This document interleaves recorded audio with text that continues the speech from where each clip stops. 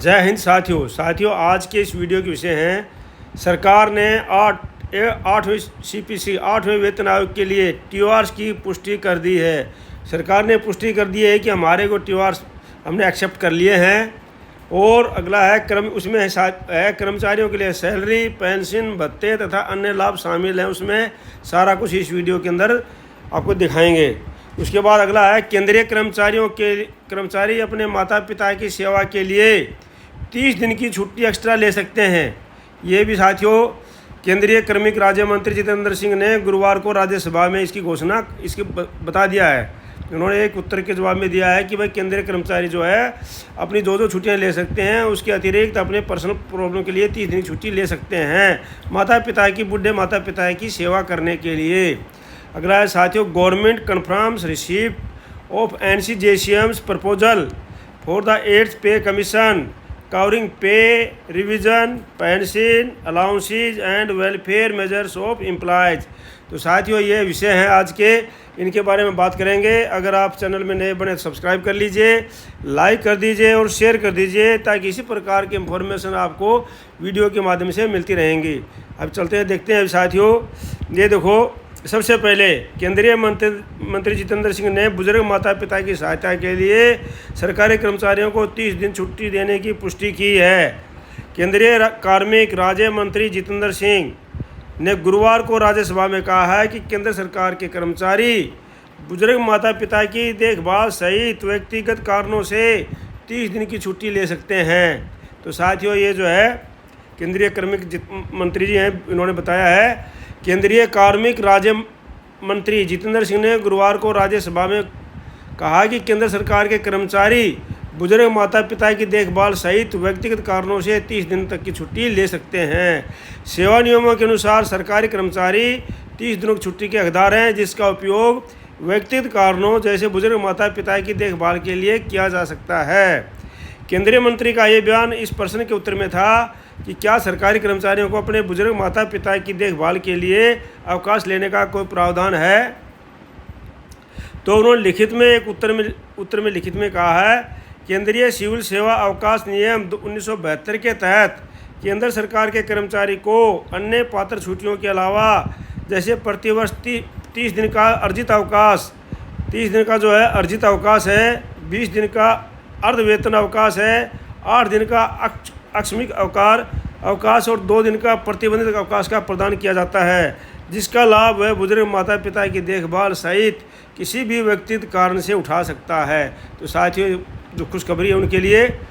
और अगली खुशखबरी जो है ये है कि वित्त मंत्रालय ने अगला जो इन्फॉर्मेशन है 8 CPC के ऊपर वित्त मंत्रालय ने राज्यसभा में पुष्टि की है कि 8वें केंद्रीय वेतन आयोग 8वें CPC के लिए विचारार्थ विशेष TOR तैयार करने हेतु राष्ट्रीय संयुक्त परामर्शदात्री मशीनरी परिषद NCJCM के सुझाव प्राप्त हो गए हैं। ये वक्तव्य श्री भुवनेश्वर कलिता द्वारा पूछे गए अंतराकित प्रश्न संख्या 223 के उत्तर में दिया गया।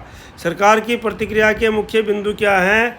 वित्त मंत्रालय में राज्य मंत्री श्री पंकज चौधरी ने कहा है, हितधारक परामर्श के भाग के रूप में प्राप्त NCJCM सुझावों की एक प्रति आधिकारिक प्रतिक्रिया के साथ संलग्न की गई है। वो मैंने भी आपको पहले बताया है और अभी इसके अंदर सारा साथ में है, साथियों देखते रहना।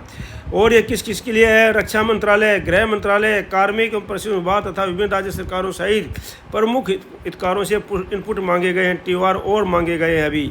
और जो है उसके अनुसार जो NCJCM के अलावा इन मंत्रालयों से TOR मांगे गए हैं। जैसे वो आ जाएंगे तो कार्रवाई शुरू हो जाएगी। 8वें वेतन आयोग के लिए NCJCM के सुझावों की मुख्य बातें हैं। NCJCM ने 8वें वेतन आयोग के लिए व्यापक सिफारिश पेश की हैं, जिसमें केंद्र सरकार के विभिन्न कर्मचारियों के वेतन ढांचे, भत्तों, सेवानिवृत्त लाभों, कल्याणकारी उपायों का ध्यान केंद्रित किया गया है। नीचे प्रमुख प्रस्ताव दिए गए हैं। कवर किए गए कर्मचारियों का दायरा कौन कौन से किस किस को फायदा होगा। इसमें सिफारिशों में निम्नलिखित के लिए वेतन, भत्ते और लाभों की जांच का प्रस्ताव है। तो साथियों केंद्रीय सरकारी कर्मचारी, औद्योगिक और गैर औद्योगिक ये इससे लाभान्वित होंगे। अखिल भारतीय सेवा कार्मिक लाभान्वित होंगे। रक्षा बलों के अर्धसैनिक बलों के कार्मिकों को भी लाभ मिलेगा। इसमें आर्मी, एयरफोर्स, नेवी, सुरक्षा बल जितने भी हैं, ITBP, BSF, CRPF, Assam rifle सभी को इसका लाभ मिलेगा। डाक विभाग के ग्रामीण डाक सेवक इसके लाभ के पात्र होंगे। संघ राज्य क्षेत्र के कर्मचारी भी इसके पात्र होंगे। भारतीय लेखा परीक्षा एवं लेखा विभाग के अधिकारी एवं कर्मचारी भी इसके पात्र होंगे। संसद के अधिनियम के तहत स्थापित नियामक निकायों RBI को छोड़ करके सदस्य केंद्र सरकार के स्वायत्त निकायों और संस्थाओं के कर्मचारी भी इसके पात्र होंगे। इसमें मुख्य अनुशंसाएं क्या क्या है भाई, इसमें मांगा है बताया इन्होंने। संशोधित वेतन पैकेट 1 जनवरी 2026 से जो संशोधित वेतन पैकेट है वो मिल जाएगा 1 जनवरी 2026 से। और क्या है, न्यूनतम वेतन ये सुनिश्चित किया जाए कि 15वें भारतीय सम्मेलन 1957 के अनुरूप सभ्य और समाजजनक जीवन यापन वेतन की अवधारणा के अनुरूप हो, जिसमें डॉक्टर अक्रॉयड के सूत्र और उसके बाद के विकास के आधार पर संशोधन किए गए हों। इसमें उपयोग इकाइयों को 3 से बढ़ाकर 3.6 करने के लिए भी सुझाव दिया गया है, जैसा कि श्रम मंत्रालय की 2019 की राष्ट्रीय न्यूनतम वेतन पर विशेषज्ञ समिति ने सुझाया था।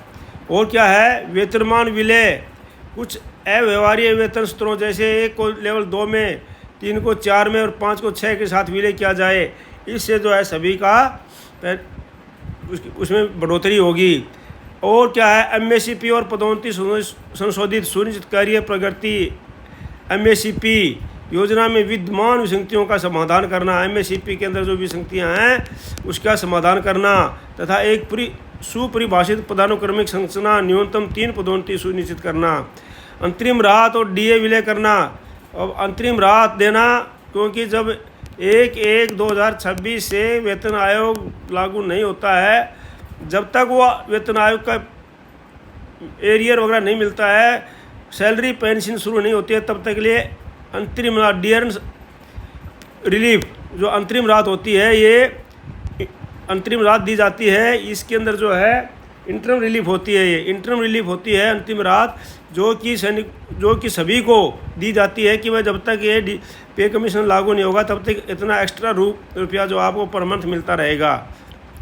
और वेतन और पेंशन के साथ विलय, DA DR को महंगाई राहत को वेतन और पेंशन के साथ विलय किया जाना चाहिए, ये भी साथियों इसमें है। सेवानिवृत्ति लाभ, पेंशन और ग्रेजुटी के संबंध में 7वें वेतन आयोग की विसंगतियों को दूर किया जाए। 12 वर्षों के बाद परिवर्तित पेंशन की बहाली की जाए। कंप्यूटेशन को 12 वर्ष के बाद बंद कर दिया जाना चाहिए। पिछले और भावी पेंशन भोगियों के बीच समानता सुनिश्चित करने के लिए हर 5 साल में आवधिक पेंशन संशोधन लागू करें। परिभाषित पेंशन योजना 1/1/2004 के बाद भर्ती किए गए कर्मियों के लिए CCS पेंशन योजना जो पुरानी पेंशन योजना है वो लागू की जाए। नियम 1972 ये मतलब जो है CCS पेंशन योजना को लागू किया जाए। चिकित्सा सुविधाएं कैशलेस और परेशानी CGS सुविधाएं ये भी जो है, और FMA निश्चित चिकित्सा भत्ता फिक्स मेडिकल अलाउंस, इसके अंदर भी जो है डाक पेंशनों सहित कर्मचारियों के लिए ये बेहतर कवरेज सिफारिश किया जाए। भत्ते तथा अग्रिम स्नातकोत्तर स्तर तक बाल शिक्षा भत्ता छात्रावास सब्सिडी की भी समीक्षा की जाए।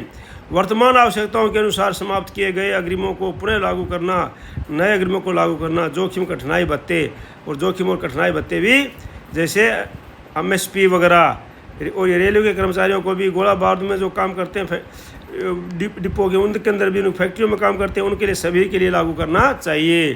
तो साथियों ये था आपको अगला कदम क्या है सरकार ने संकेत दिया है कि सभी प्रमुख हितधारकों के साथ परामर्श जारी है। 8वें केंद्रीय वेतन आयोग के गठन और उसके अंतिम संदर्भ में शर्तों पर घोषणाएं की जाएंगी। ये उनके साथियों प्रश्न उत्तर दिए गए हैं, और साथियों ये इंग्लिश में है, इंग्लिश में साथी भी पढ़ सकते हैं। इंटरम रिलीफ है, रिटायरमेंट बेनिफिट्स हैं, डिफाइंड पेंशन स्कीम्स है, मेडिकल फैसिलिटी हैं, अलाउंसेज हैं, children education hostel facility allowance, risk hardship allowance. तो इस प्रकार से नेक्स्ट स्टेप क्या है, नेक्स्ट स्टेप ये दिया गया है कि government has indicated that consultation with all major stakeholders are ongoing. Further announcement on the formation of the 8th CPC and finalized terms of the reference are expected in due course.